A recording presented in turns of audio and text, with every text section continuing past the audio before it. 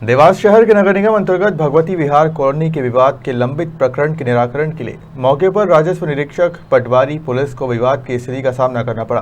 किसान का आरोप है कि कॉलोनाइजर ने जमीन पर अवैध कब्जा किया है। दरअसल किसानों के आवेदन अनुसार उक्त कॉलोनी में किसान भागीरथ पिता भीरूलाल का हिस्सा भी बताया है।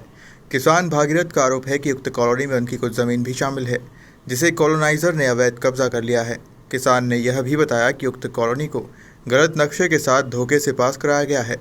किसान ने इस जमीन के संबंध में कई शिकायतें भी की है, जिसकी कार्यवाही अधर पर है। इस संबंध में आयुक्त उज्जैन तथा देवास अपर कलेक्टर कार्यालय में अपील भी की गई थी, जिस पर आयुक्त उज्जैन संभाग द्वारा देवास प्रशासन को उचित कार्रवाई के लिए आदेशित किया, जिस पर किसान ने नगर तथा ग्राम निवेश को फर्जी नक्शे के संबंध में शिकायत भी की है, जिसमें भगवती विहार कॉलोनी के कॉलोनाइजर दीपेंद्र भदौरिया को नगर तथा ग्राम निवेश ने अपना स्पष्टीकरण देने के लिए अगस्त 31 तक का समय दिया है। प्रकरण में किसान के अनुसार एक हिस्सा यह भी देखने को आया है, जिसमें 2015 के प्रकरण में जारी एक नक्शे में सर्वे नंबर 562 स्पष्ट है, लेकिन 2019 में इसी सर्वे क्रमांक 562 कहीं लोपित हो गया है। इसी मामले में राजस्व निरीक्षक ने मौके पर पहुंचकर जांच की तो लेकिन विवादित स्थिति को देख सीमांकन प्रक्रिया को स्थगित कर उक्त मामले में वरिष्ठ अधिकारी के मार्गदर्शन पर मामले के निराकरण की बात कही। कॉलोनी है यहाँ पर और यहाँ पर विकास कराया जा रहा है और मैंने लगातार शिकायत करी थी आईजी साहब को भी, और वहाँ पर भी मैंने आवेदन दिया था कॉलोनाइजर के खिलाफ, और इन्होंने फिर मेरे नाम का एक झूठा आवेदन भी दिया था यहाँ पर सिविल लाइन थाने पर, तो उस पर कोई कार्रवाई नहीं हुई। और अभी मैंने सीमांकन के लिए भी आवेदन जारी करवाए थे। बाकी अब यहाँ पर ये बता रहे हैं कि कुछ आदेश हुआ है इनको एसडीएम साहब के यहाँ, बाकी वो स्थगन आदेश हैगा उसके ऊपर, वो अभी कोई अमल नहीं हो सकता क्योंकि मेरे पास मेरी रजिस्ट्री है और रजिस्ट्री के उससे मैं सीमांकन के लिए आया हूँ यहाँ पर। तो क्या अभी क्या कितना आप संतुष्ट है? अभी क्या बोला रहा है? कोई संतुष्ट नहीं है, बस हम उन्होंने ऐसे ही बताया कि सोमवार तक हम वापस से आएंगे और वापस से हम आगे साहब को करेंगे कि भैया यहाँ पर ये स्थिति बनी है तो अब आगे क्या जाए। स्वतु का मामला बता रहे हैं वो। ये बंटवारे का मामला आपका पुराना चल रहा है, उसके बीच में कोई निराकरण नहीं हुआ है इसका? नहीं सर, मेरे को नहीं पता है, मेरे को मेरी रजिस्ट्री है, मैं रजिस्ट्री के उससे ही आया हूँ यहाँ पर, और रजिस्ट्री के उससे ही यहाँ पर मकान भी बने हुए हैं। जो मेरे को देखने में मेरी भूमि यहाँ पर बीच में है, जो अभी 2-3 मकान निर्मित हो रहे हैं, 2-3 बने हुए हैं, पीछे 10-20 फीट जगह और है, ऐसे करके यहाँ पर निर्माण करा ही जा रहा है। क्या डिमांड क्या है आपकी इसमें? क्या हमारी भूमि दिलाया जाए, काफ़ी दिन से परेशान हो रहे हैं। नब्बी के लिए आप यहाँ पे आए थे, क्या प्रकरण है? ये अनिल हरोड़े पिता भागीरथ हरोड़े का सीमांकन का एक आवेदन था। सीमांकन को करने के लिए मैं मौके पे आया था। मौके पर सीमांकन के समय में जो एक एसडीएम साहब के यहाँ से प्रकरण क्रमांक 92 अपील 2019-20 है, उसकी एक प्रतिलिपि मुझे प्रस्तुत की कि जो भागीरथ और अन्य लोगों के शामिल का जो खाता था, उस खाते का बंटवारा हुआ था रिकॉर्ड में। उस बंटवारे की संबंधित व्यक्तियों ने अनुभागीय अधिकारी महोदय के यहाँ अपील करी थी। अपील में वो बंटवारा इनका निरस्त किया गया है, और उस अपील के दौरान ही जो भागीरथ के हिस्से में ज़मीन आई थी, वो भागीरथ द्वारा अपनी ज़मीन इनको अनिल को विक्रय कर दी है। अब क्योंकि ये स्वत्व निर्धारण वाला मामला है कि एक का स्वत्व उस बंटवारे में जो प्राप्त हुआ था वो अनुभागीय अधिकारी के न्यायालय से उसको निरस्त किया गया है। अब उस न्यायालयीन प्रकरण में जो भागीरथ द्वारा रजिस्ट्री कराई गई थी अनिल को, उस रजिस्ट्री को निरस्त करने का उसमें कोई उल्लेख नहीं है।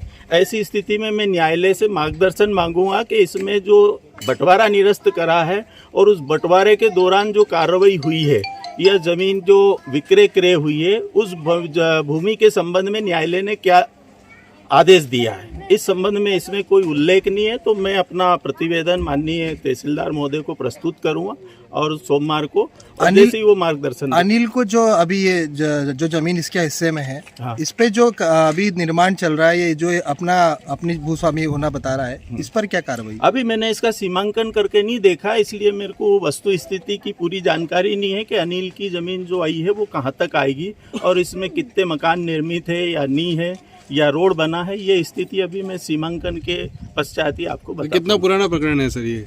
अब ये मेरे पास तो जो सीमांकन का आया था ये 3 महीने पुराना प्रकरण है, और इनका बंटवारा जो है वो 2017 में हुआ था, और 17 के बाद में जो अपोजिट पार्टी थी इनके द्वारा माननीय अनुभागीय अधिकारी महोदय के न्यायालय में अपील करी थी।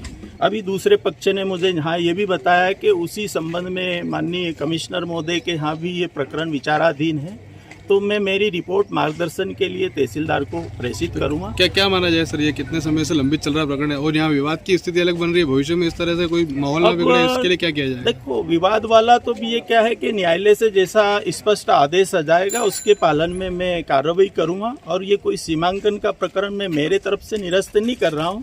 इसमें जो परिस्थितियाँ निर्मित हुई है उसको मैं अपने पीठासीन अधिकारी को अवगत करूंगा और जो मेरे लिए आदेश होगा उसका पालन करूंगा। यदि सोमवार को वापस आदेश हुआ तो मैं सोमवार को सूचना जारी करके वापस इसका सीमांकन करने के लिए मौके पे नहीं, सीमांकन अभी जो कार्रवाई आपकी थी इसको स्थगित करने के अहम बिंदु बता दीजिए आप। तो इसके अहम बिंदु ये है कि जो 2017-18 में इनका बंटवारा हुआ था भागीरथ आदि का, उस बंटवारे को एसडीएम साहब के जो प्रकरण में 92 अपील 2019-20 में ये दिनांक 3/2/2021 को निरस्त हुआ था।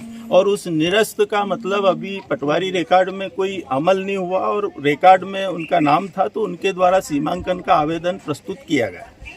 अब सीमांकन के जो यहाँ मौके पे जो अपोजिट पार्टी ने मुझे बताया कि ये हमारा अपोजिट पार्टी का नाम क्या है? इनका है ये रामेश्वर राजाराम आदि का एक प्रकरण है।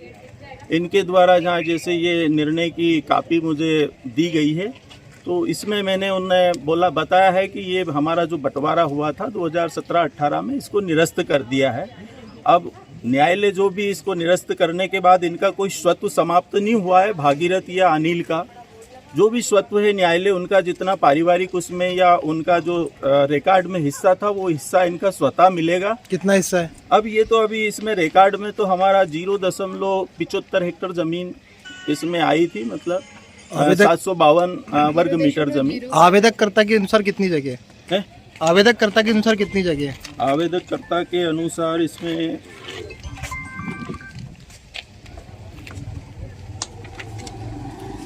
ये है 0.075। इस जगह पे मौके में क्या पाया अभी आप? अभी मैंने इसका सीमांकन करा नहीं, इसलिए मौके की स्थिति में अभी बता नहीं पाऊंगा। ठीक है, आपका अभी नाम आप और मेरा नाम है लखन सिंह पुरबिया, राजस्व निरीक्षक। आगामी दिनों में पुनः होने वाली सीमांकन कार्यवाही के बाद स्थिति स्पष्ट होगी। अवैध कॉलोनी के इस प्रकरण में और भी कई लोग शामिल हैं जिन्होंने कॉलोनाइजर को जमीन बेची और जिन आधारों पर यह कॉलोनी काटी गई।